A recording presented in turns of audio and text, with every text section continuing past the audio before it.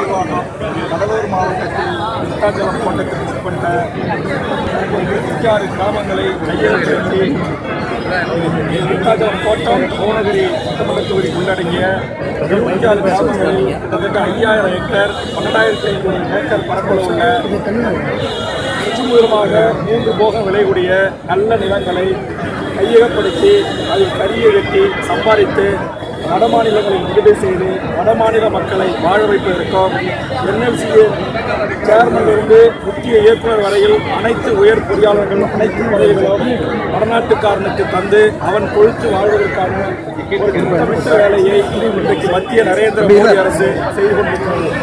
இதை நாங்கள் மிக வன்மையாக கண்டிக்கிறோம். ஏற்கனவே என்எல்சிக்காக நிலம் கொடுத்த 40க்கும் மேற்பட்ட கிராம மக்களும் அதை சார்ந்து 100க்கும் மேற்பட்ட கிராம மக்களும் மிகப்பெரிய துன்பத்திலும் துயரத்திலும் வாழ்ந்து வருகிறார்கள். அவர்களுக்கு என்எல்சி கொடுத்த வாக்குறுதியின் அடிப்படையில் வீட்டுக்கு ஒருவருக்கு நிரந்தரமான வேலையும் அவர்களுக்கான ஊதிய இழப்பீடும் அவர்கள் வீட்டை தந்ததற்கு மாற்று இடங்களாக தருவதற்காக வாக்குறுதி கொடுத்த இடங்களும் தரப்படவில்லை.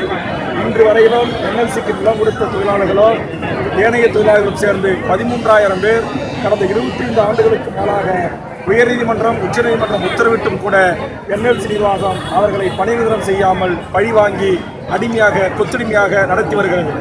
என்எல்சிக்கு நிலம் கொடுத்த அடிப்படையில் அப்ரண்டிஸ் முடித்த 2000க்கும் மேற்பட்ட அப்ரண்டிஸ் முடித்த மாணவர்களுக்கான வேலையை என்எல்சி நிர்வாகம் வழங்கவில்லை.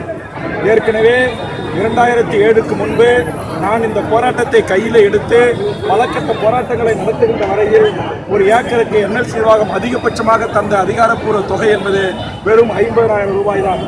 நான் ஏற்பட்டுதான் இந்த மக்களை அணிதிரட்டி அன்றைக்கு பாதிக்கப்பட்ட பல்வேறு பஞ்சாயத்து தலைவர்களை அனைவரையும் என்னுடைய செலவில் விமானத்தில் டெல்லிக்கு அழைத்துச் சென்று நிலக்கரித்துறை அமைச்சரத்தோடும் கோல் செக்ரட்டரி அவர்களோடும் பாரத பிரதமர்கள் அவர்களோடும் சந்தித்து பேச்சுவார்த்தை நடத்தி அந்த பேச்சுவார்த்தையில் உடன்பாடு ஏற்பாடாக நடத்தினால் மீண்டும் எங்கள் நிலத்தை எடுக்க வந்த என்எல்சி ராட்சத இயந்திரங்களை.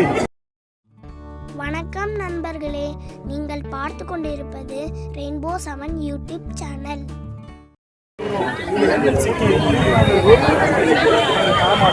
காரணம் என்எல்சி ஏற்கனவே கையகப்படுத்தியிருக்கிற அந்த நிலங்களே என்எல்சியினுடைய மத்திய சுற்றுச்சூழல் அமைச்சகம் தமிழக அரசு கொடுத்த அனுமதி 2040 வரையில் தான் இந்த சுரங்கங்கள் இங்கு இயங்கலாம்.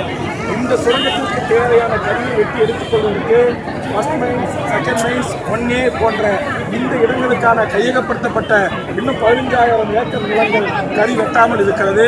இதில் நூற்றுக்கணக்கான மில்லியன் டன் கறிகளை வெட்டி எடுக்க முடியும். ஒவ்வொரு ஆண்டும் 1000 மெகாவாட்டுக்கு வெறும் 7 மில்லியன் கறி டன் தான் தேவைப்படுகிறது. அப்படி பார்த்தால் கூட இன்னும் 180 மில்லியன் டன் தான் என்எல்சிக்கு இந்த கறி தேவைப்படுகிறது. இந்த 180 மில்லியன் டன் கறி ஏற்கனவே கையகப்படுத்திய கிராமங்களுடைய அடியில் இருக்கிறது. அதனால் புதியதாக இந்த நகரம், அரசக்குழி, குளப்பாக்கம், கோபாலபுரம், குமாரமங்கலம், ஆதனூர், கீரனூர், கும்பாபுரம், சாப்புத்தூர், சிவரம்பூர், முக்கோட்டிமலை, பெருந்துறை, ஒட்டிமேடு, பெருவரம்பூர், ஆத்தப்பாடி, ஊஆதனூர், தர்மநல்லூர், உலத்தப்பாடி, மலைமாதேவி, மேல்பாடி, மலைமாதேவி, கீழ்பாடி, அகரமாலம்பாடி, ஊஆதனூர், பெரிய நற்புறம், வீரமுறை நத்தம், சின்ன நற்புறம், எறும்பூர் உள்ளிட்ட இந்த 26 கிராமங்களில் இந்த 12,500 ஏக்கர் நிலங்களில் ஒரு சென்ட்டை கூட நாங்கள் தரமாட்டோம் என்று அந்த மக்கள் தன்னெழுச்சியாக ஒவ்வொரு கிராமத்திலும் வீதிக்கு வந்து போராடி கொண்டிருக்கிறார்கள். அந்த தன்னெழுச்சியாக போராடுகின்ற அந்த மண்ணின் பூர்வீகுடி மக்களை காக்க வேண்டிய பொறுப்பும் கடமையும் எங்களை போன்ற இந்த மண்ணின் மனிதர்கள் வாழ்வுரிமைக்காக போராடுகின்ற அப்படின்னு ஆசை காட்டுறது, இந்த புரோக்கர் மாமாக்கள் அனைத்து மக்களை மயக்கிறது. எங்களுடைய நோக்கம் ஏக்கருக்கு 10 கோடி கொடுத்தாலும் நமது மக்கள் சொல்கிறார்கள் எங்களுக்கு முன்பு எல்லாம் விளையக்கூடிய அற்புதமான இயற்கை எரிபொருள், அற்புதமான எங்கள் விவசாய பூமி, அதில் விவசாயம் செய்து அதில் கிடைக்கிற அந்த வருமானத்தில் மானத்தோடும் சுயமரியாதோடும் சன்மானத்தோடும் நாங்கள் வாழ்ந்து கொள்கிறோம் என்றுதான் அவர்கள் மக்கள் சொல்கிறார்கள். ஆனால் மக்களின் விருப்பத்திற்கு இணங்க கேட்கிற என்எல்சி நிர்வாகத்திற்கு இந்த 26 கிராமங்களுக்கு வந்து ஒரு பொது வாக்கெடுப்பை நடத்தி மக்களுடைய ஆதரவை பெற்று இந்த என்எல்சி நிர்வாகம் ஒரு சென்ட் நிலத்தை கையகப்படுத்துவதற்கு முன்வருமா? மாவட்ட ஆட்சித்தலைவர் மக்கள் கருத்தறியாமல் மத்திய அரசு சொல்கிறான், மோடி சொல்கிறான், என்எல்சி சேர்மன் சொல்கிறாங்க, அதை பொக்கிங்க கூட்டிட்டு போலீஸை கூட்டிட்டு தாசில்தாரை கூட்டிட்டு ஈஓ கூட்டிட்டு ஆர்ஐயை கூட்டிட்டு அங்கே வந்தால் கடுமையான விளைவுகளை சந்திக்க நேரிடும் என்று நாங்கள் எச்சரிக்கிறோம்.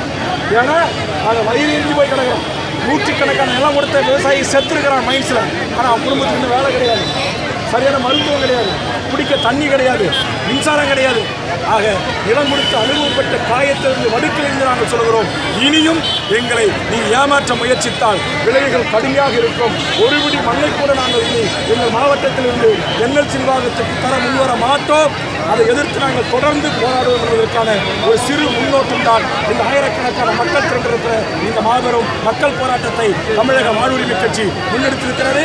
அதை பொறுத்து எங்கள் போராட்டங்கள் மிக வீரியத்தோடு விரிவடையும் என்பதை NLC நிர்வாகத்திற்கும் தமிழக அரசுக்கும் தெரிவித்துக் கொள்கிறேன். தமிழக முதலமைச்சர் உடனடியாக தலையிட்டு இந்த 25 கிராமங்களுடைய மக்கள் ஒப்புதல் இல்லாமல், மக்கள் விருப்பம் இல்லாமல் 2013 பாராளுமன்றத்தில் இயற்றிய சட்டத்திற்கு மதிப்பளித்து மக்கள் விருப்பம் இல்லாமல் 80% மக்கள் எதிர்த்தார்கள் என்று சொன்னால் அது எந்த நிலையில் கையகப்படுத்துவதாக இருந்தாலும், எந்த ஒரு சட்டமாக இருந்தாலும், எந்த ஒரு திட்டமாக இருந்தாலும் மக்கள் அனுமதி இல்லாமல் எடுக்க மாட்டோம் என்று சொல்லுகிற அந்த அடிப்படையிலேயே இன்றைக்கு அரசு நடந்து கொள்ள வேண்டும். இந்த NLC நிறுவனம் இன்னமும் 2007 நிலையெடுப்ப அந்த சட்டத்தை பயன்படுத்தி எங்கள் நிலங்களை பிடுங்கிக் கொண்டிருக்கிறார்கள்.